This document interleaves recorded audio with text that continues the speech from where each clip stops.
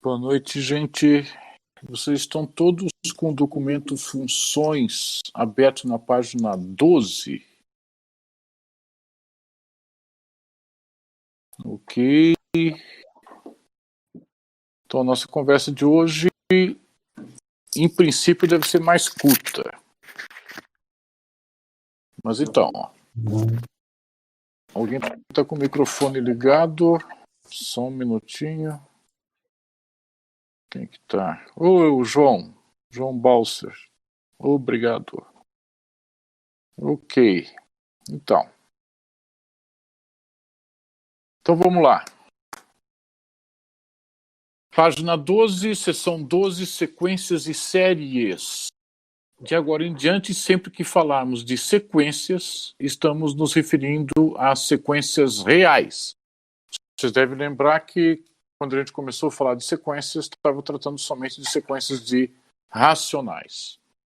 Então, estamos nos referindo a sequências reais, ou seja, funções x, cujas imagens xn são números reais e cujos domínios são ômega ou ômega exceto o natural zero. Tranquilo aí, João? Nesse primeiro momento, trabalhamos com sequências cujos domínios são ômega exceto o natural zero. Então vejam lá. Seja x uma sequência cujas imagens são xn. A soma parcial S maiúsculo n de x é definida como x1 mais x2 mais x3, etc. é xn. Ou seja, é o somatório I, onde I varia de 1 a n. Para ilustrar, vamos ver exemplos. Exemplo 1. Se xn igual a 7, xn igual a 7 é a sequência constante, todas as imagens são 7. Quanto que é a soma parcial S4 dessa sequência? É x1 mais x2 mais x3 mais x4. Acontece que cada um desses xi, com i variando de 1 a 4, é 7. Logo, a soma parcial 4 é 7 mais 7 mais 7 mais 7. Ou seja, a soma parcial 4 é 28. Estamos de acordo com o conceito de soma parcial e esse primeiro exemplo? Ok, tá bom. Segundo exemplo. Se xn igual a 1 sobre n. Vocês devem lembrar que essa sequência a gente já estudou a respeito dela. Nós já provamos que essa sequência converge para zero. Mas quais são as somas parciais dessa sequência xn? Então, uma das somas parciais, S5, é x1 mais x2 mais x3 mais x4 mais x5. Ou seja, 1 mais meio mais 1/3 mais 1/4 mais 1/5. Logo, essa soma parcial S5 é 137 sobre 60.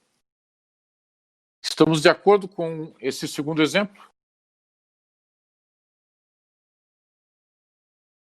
Ok. Por que parcial? A expressão soma parcial. Bem, primeiro tem que ser dado um nome. Tá? E a ideia, Heloísa, a ideia é, a partir dessa noção de soma parcial, que também pode ser chamada de soma finita, nós vamos introduzir o conceito de série. A ideia intuitiva de uma série é uma soma infinita, só que a adição entre reais é uma operação finita. Então não é possível definir a adição de infinitos termos. A intenção é essa, só que não é possível. Então, para contornar essa dificuldade, a gente usa essas somas parciais. A gente vai deixar mais claro o motivo disso daqui a pouco. Tranquilo aí, Luísa e Yuji? Ok, tá. Daqui a pouco a gente volta a falar sobre isso. Em notação decimal, continuando a leitura do texto, em notação decimal, essa soma parcial S5 resulta em 2,28333, temos uma dízima periódica ali. Terceiro exemplo.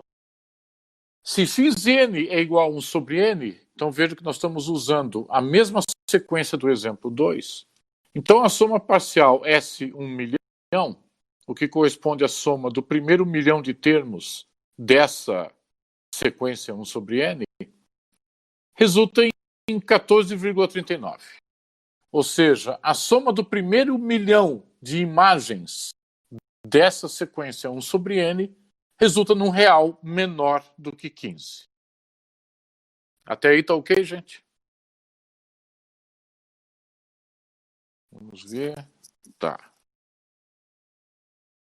Notem vocês, agora que a gente tem esse valor da soma parcial S1 milhão, a gente pode responder facilmente quanto que é o S1 milhão e 1. O S1 milhão e 1 é esse 14,39 e alguma coisa, somado de 1 sobre 1 milhão e 1. Então haverá um acréscimo sobre esse 14,39 na casa 1 milhão e 1. Ou seja, haverá um incremento muito pequeno. Uma pergunta natural é se a sequência das somas parciais de 1 sobre n converge ou não.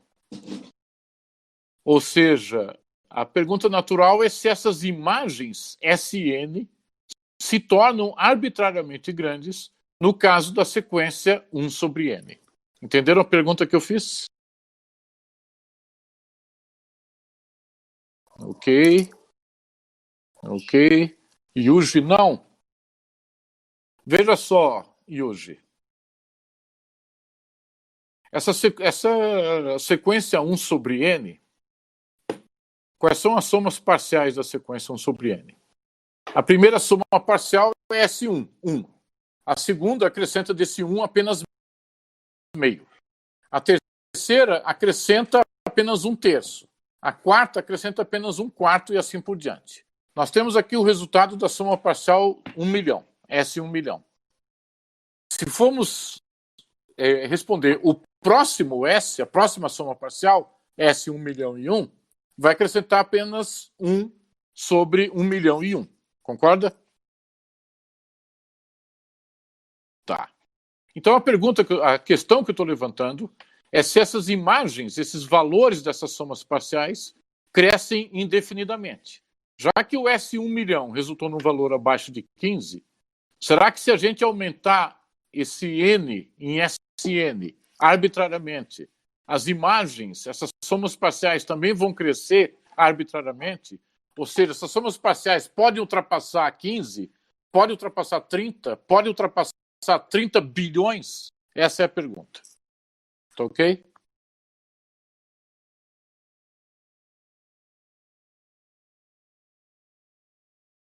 Vamos ver o que o Yuji está digitando. Não, isso aí não tem nada a ver com o paradoxo de Zenão.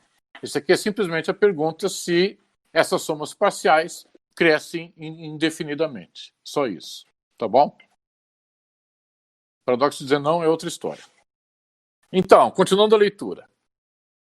Dada uma sequência xn, a série somatória xn, então vejam só, a série a gente denota pela letra sigma maiúsculo do alfabeto grego, seguida do rótulo dado para a sequência, xn. Então, a série xn correspondente à sequência xn é uma nova sequência. É a sequência de somas parciais Sn. Então vejam só. Vejam de novo o exemplo 1 dado lá em cima com a sequência xn igual a 7. Qual é a série correspondente à sequência xn igual a 7? Então vejam que a sequência xn igual a 7 é uma sequência convergente, porque ela é uma sequência constante. Então ela converge para o próprio 7. Mas a sequência de somas parciais não é convergente. Porque o S1 é 7, o S2 é 14, o S3 é 21. Ou seja, à medida que o N cresce, essas somas parciais crescem indefinidamente. Tá ok até aí, gente? Vamos ver. Tá. Então a ideia é essa. Dada uma sequência xn, nós podemos definir a partir dela uma nova sequência, que é a sequência de suas somas parciais. E aí levantar a seguinte questão: se essa nova sequência de somas parciais converge ou não. Então, o que é a série sigma xn correspondente à sequência xn? É a sequência de somas parciais Sn dessa sequência xn. Então, vejam lá exemplos. Exemplo 1. Se xn é igual a 7, a série xn é a sequência cujas imagens são 7, 14, 21, 28, etc. Em outras palavras, a série xn é uma sequência, uma nova sequência, logo é uma função, logo um conjunto de pares ordenados, e os pares ordenados são aqueles que aparecem nessa página 12. 1, 7, 2, 14, 3, 21, 4, 28, etc. Então, a imagem de 1 é 7, a imagem de 2 é 14, a imagem de 3 é 21 e assim por diante. Segundo exemplo. Se xn é igual a 1 sobre n, então a série 1 sobre n é uma sequência cujas imagens são 1, 3 meios, 11 sextos, 50 sobre 24, 137 sobre 60 e assim por diante. De onde vem isso? Ora, aquele 1 que aparece é a soma parcial S1. O 3 meios é a soma parcial S2 dessa sequência 1 sobre n. Ou seja, 1 mais meio, 3 meios. O 11 sextos é o S3, o 50 sobre 24 é o S4 e assim por diante. Até aí, tranquilo? Ah. Tem mais aí? Tudo tranquilo, gente? Tá. Então, nós precisamos de todas essas informações aqui para, no próximo encontro, definirmos finalmente o que é seno. Tanto seno quanto cosseno a gente vai definir no próximo encontro. Então, continuando a leitura. Dada uma sequência xn, sua série correspondente, não esqueçam o que é a série. A série correspondente é a sequência de somas parciais. Converge sem somente ser a sequência de somas parciais de xn converge. Caso contrário, dizemos que a série diverge. Então, para aqueles de vocês que perguntaram por que esse nome somas parciais, a ideia que se quer resgatar é a seguinte: é que a série 1 sobre n deve corresponder, em algum sentido, à soma de todos os 1 sobre n, para todos os n naturais. Então, 1 mais meio, mais 1/3, mais 1/4, mais 1/5, etc. Só que a adição de números reais é uma operação que se aplica somente sobre 2 termos.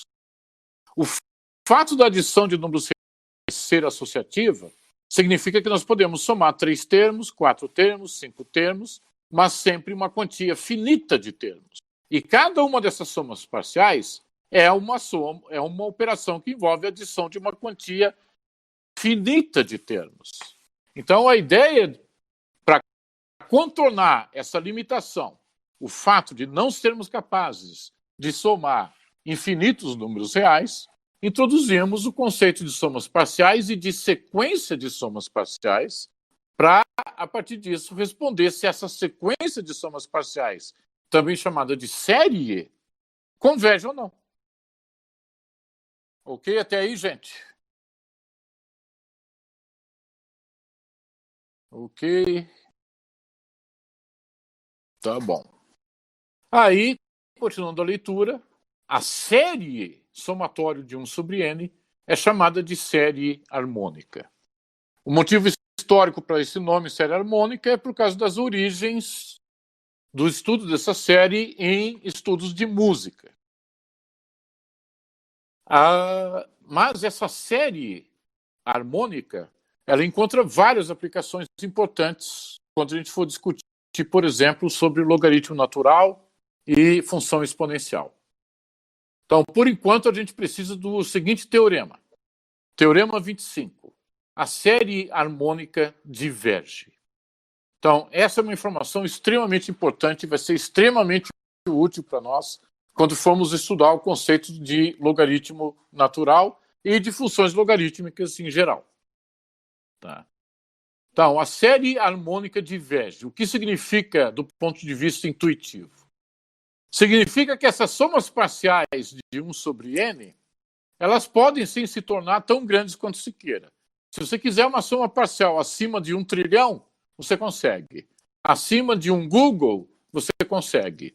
Um Google, para quem não sabe, é o número 1 seguido de 100 zeros. Ou seja, a série harmônica ela não converge para valor real algum. Então, demonstração. A demonstração desse teorema exige um certo insight, não é uma demonstração tão rápida de fazer. Então, a gente vai fazer algumas considerações e, aos poucos, vocês vão percebendo o motivo para se fazer essas considerações. Então, vejam lá a demonstração do teorema 25.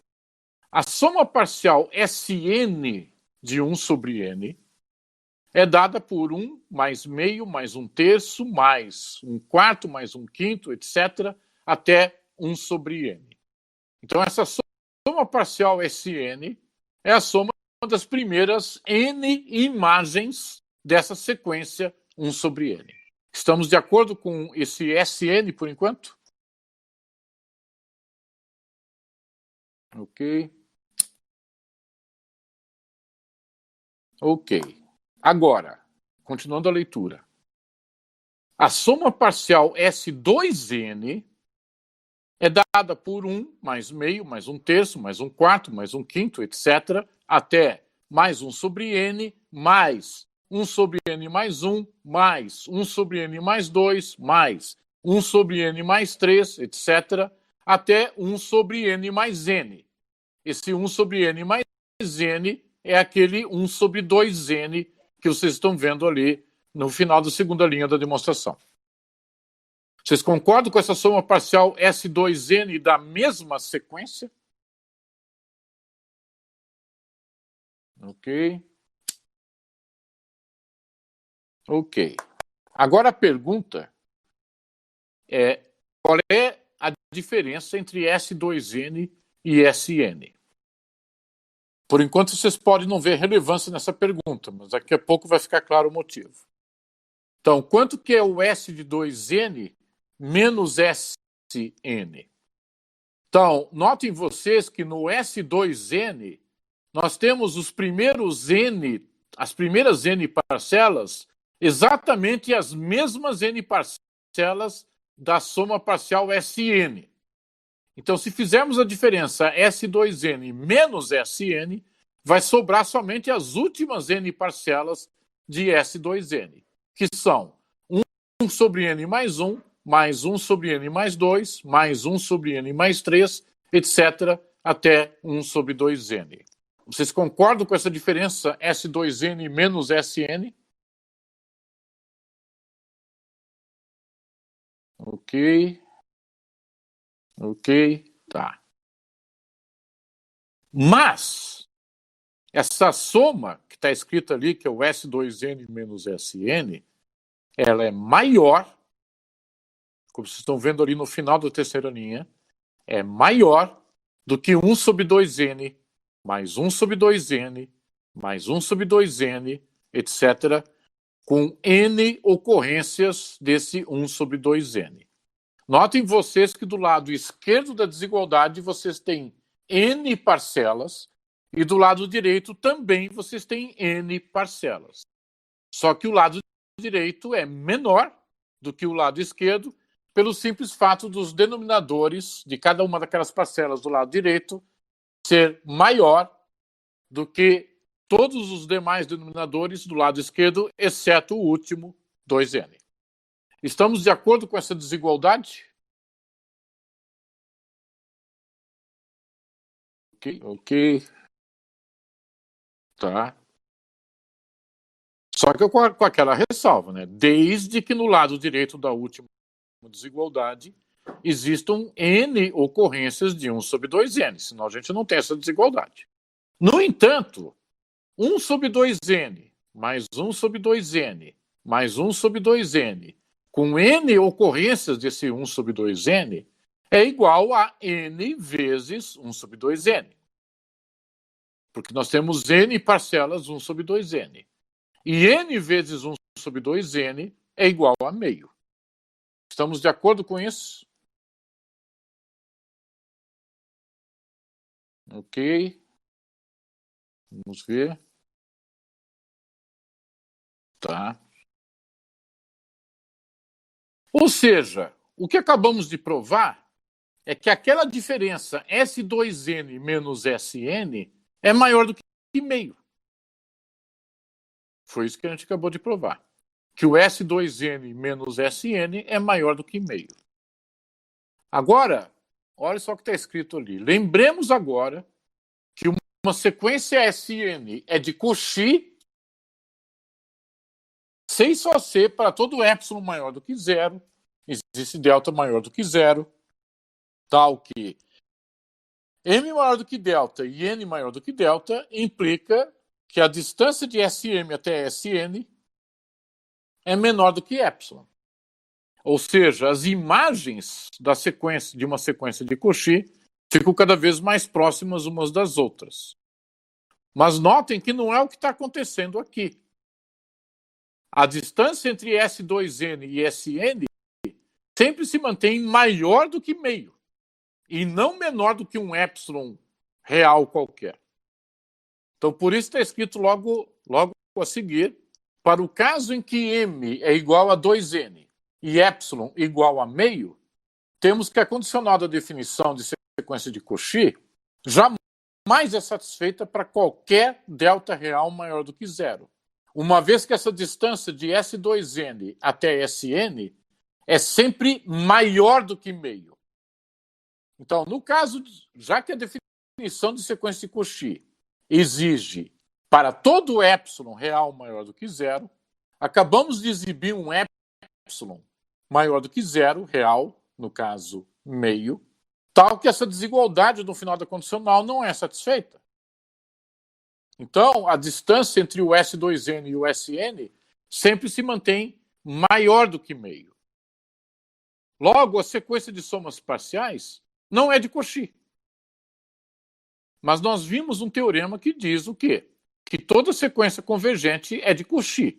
Se a sequência converge, ela é de Cauchy. Logo, se ela não é de Cauchy, ela não converge. Então, como essa sequência não é de Cauchy, automaticamente ela não converge. Estamos de acordo com a demonstração do teorema 25? Ok. Então, eu realmente insisto com vocês, não perderem de vista a demonstração desse teorema. Porque nós vamos usar esse mesmo resultado, que a série harmônica diverge, para provar que logaritmo natural é uma função bijetora e, portanto, admite inversa. Nós vamos provar isso. E para provar isso, nós vamos precisar desse resultado aqui, desse teorema 25. Tá? Então, vejam só o comentário ali. Esse último teorema, em parceria com o resultado S1 milhão igual a 14,39, mostra que a divergência da série harmônica é muito lenta. Então, isso daí é um exemplo interessante para ilustrar como é fácil confundir intuições. Então, a pessoa programa uma máquina para calcular essas somas parciais da série harmônica e, dentro dos limites da máquina, sempre vai obter resultados que parecem pequenos demais. E pode causar a sensação de que essa série, nenhuma de suas somas parciais pode se tornar maior do que o valor que vocês bem entenderem. Então, o X da questão é que, uma vez provado esse teorema, significa que qualquer valor real que vocês escolham, é possível sim exibir um certo n, tal que a soma parcial Sn é maior do que esse valor que vocês escolheram. Tá? Teorema 26. Se a série Xn converge, então a sequência que deu origem a essa série converge para zero. Notem vocês que esse é um teorema que nos dá a condição necessária para uma série ser convergente, mas não suficiente. Então, se a série converge, a série xn converge, obrigatoriamente a sequência que deu origem a ela converge especificamente para zero. Agora, a sequência convergir para zero não implica que a série correspondente seja convergente. Exemplo, a própria série harmônica. Vejam vocês que a série harmônica é obtida a partir da sequência 1 sobre n. E essa sequência 1 sobre n, nós provamos que ela converge para zero. E apesar da sequência convergir para zero, a série correspondente a ela não converge, muito pelo contrário. Ela é divergente. Estamos de acordo aí, gente?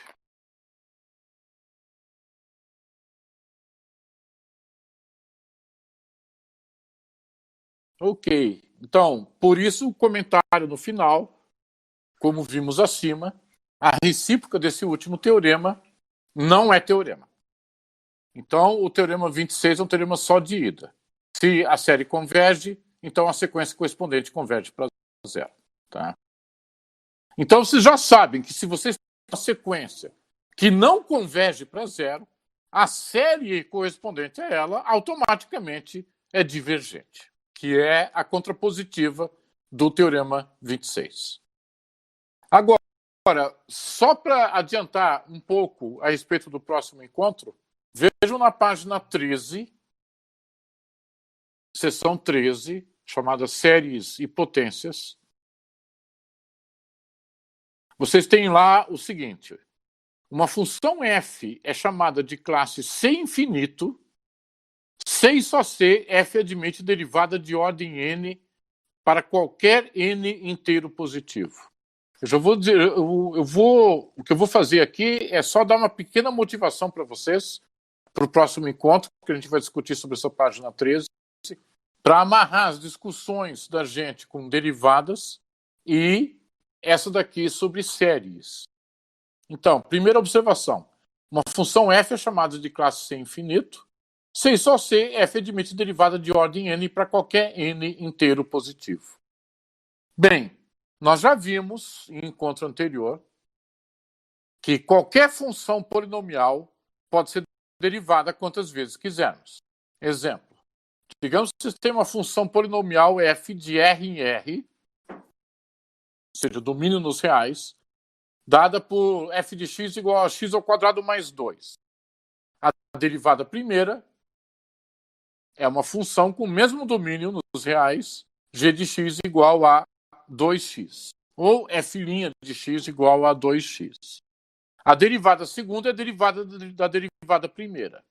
Ou seja, f duas linhas de x igual a 2. A derivada terceira, f três linhas de x igual a 0. A derivada quarta vai coincidir com a derivada terceira. A derivada quinta também vai ser 0 e assim por diante.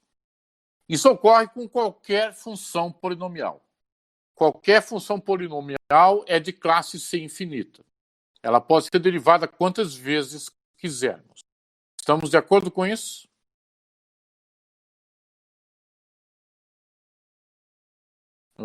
Ok. Então, agora veja o que está escrito a seguir, na página 13. Seja f de R em R uma função tal que f de x é igual a nx elevado a n. Ou seja, aquilo é uma série. A0 mais A1x mais A2x ao quadrado mais A3x ao cubo mais etc. A nx na n mais etc. Ou seja, nós temos em funções desse tipo as chamadas séries de potências. Para cada x nós temos uma imagem f de x.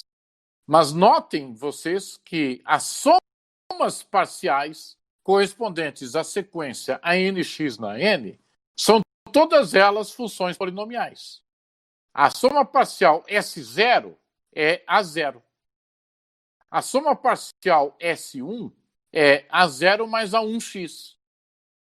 A soma parcial S2, A0 mais A1x mais A2x ao quadrado. E assim por diante. Percebem isso?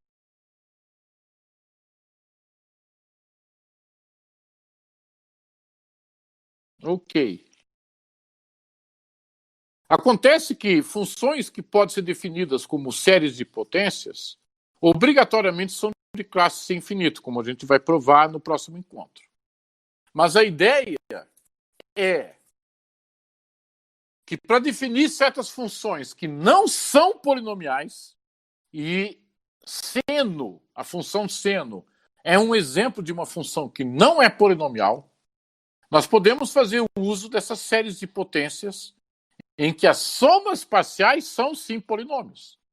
Por isso que eu chamei a atenção. A soma parcial S0, A0, a soma parcial S1, A0 mais A1x, e assim por diante. Então, apesar de seno não ser uma função polinomial, é possível representar assim a função seno por meio de uma série de potências, ou seja, por meio de uma sequência de somas parciais em que cada soma parcial é sim um polinômio. E como nós sabemos facilmente derivar polinômios, então isso vai permitir a gente brincar com o conceito de função seno. Mas isso a gente vai fazer só no próximo encontro. Tranquilo tudo aí, gente?